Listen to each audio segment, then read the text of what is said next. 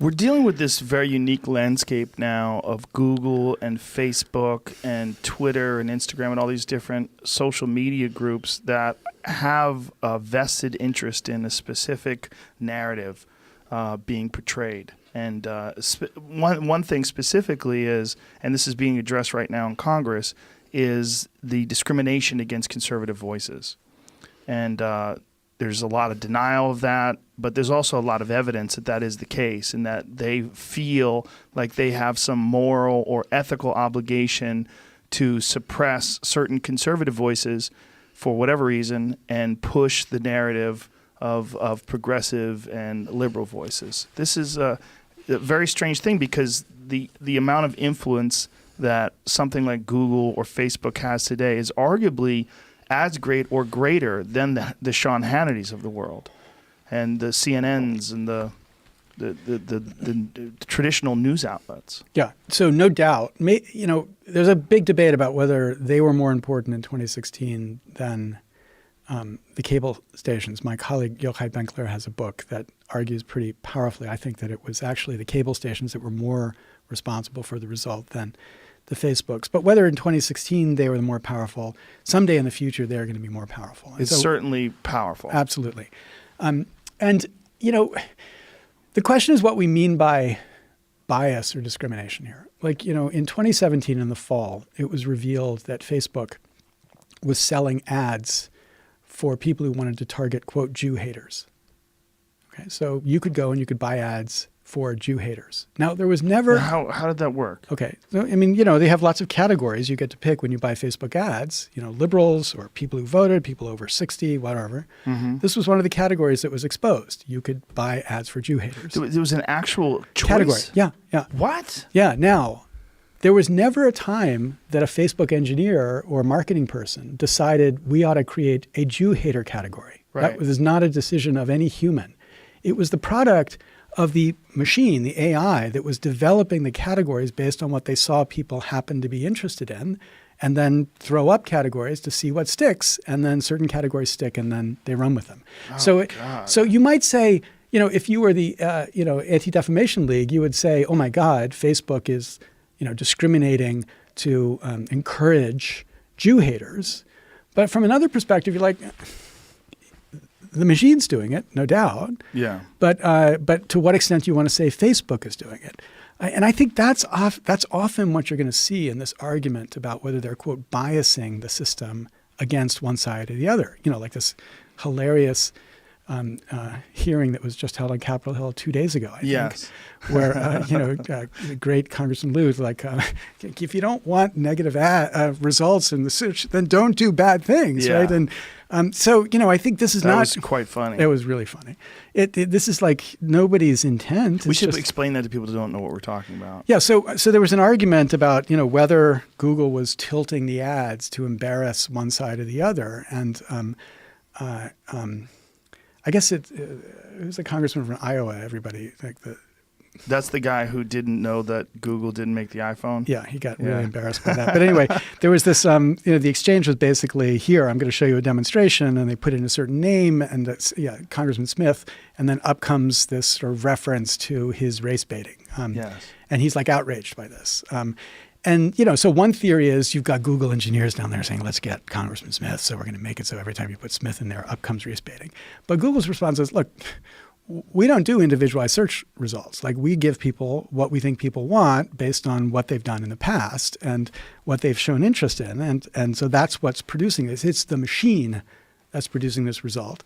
And that let Congressman Liu come back with, if you don't like the connections, then just don't enable them to be made by don't do things like race baiting. If you don't want negative search results, don't do negative things. Yeah, which is a pretty...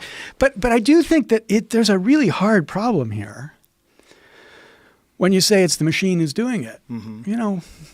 What's the future going to be like when we can just say, it's not my problem, it's the machine that did it? This is just Facebook, though. When you're talking about, or Google rather, when you're talking about Twitter has a different issue, and their issue is there's accusations of shadow banning, that they have decided that they're going to silence certain voices or make them much more difficult to find or eliminate them from certain people's feeds. and they're doing this. This is the allegation that they're doing this based on their own personal preferences, their beliefs, that their progressive ideology wants them to lean left and somehow or another distribute that information in a much more left-leaning way. Yeah, and I hear these, and not an expert on what they're doing. And I wouldn't be surprised if, certain complaints come in about certain feeds and they say, we're going to take these off. I mean, that's the allegation. They haven't denied that. And quite frankly, some of these feeds, the Alex Jones stuff, if the consequence of your news show is that somebody takes a gun to a pizza shop in Washington to try to prove that Hillary Clinton is running a sex slave operation in the basement, there's something wrong with what's going on there. Child sex slave. Child sex slave, right. Yeah. So I understand why they feel like they're responsible there. And, it was recognized from the very beginning, these companies have said, we're going to try to create a certain kind of environment. So if Facebook required you identify yourself so that under the shadows of anonymity, you wouldn't be wreaking lots of havoc inside the system. But look, I think the more fundamental problem here, so what I've said so far, people like Google and Facebook might like, here's stuff they're going to hate. The more fundamental problem here is that we have no antitrust enforcement of any of these companies, against any of these companies. And we've allowed them to become so incredibly powerful without any justification under the law. Well, isn't the issue, though, that this was never anticipated? That this is when they created Twitter, they didn't think of it as going to be some voice of distribution of information that's unprecedented worldwide, but that's what it is. Yeah. No, they didn't expect, no doubt, they didn't expect it to work exactly the way it worked.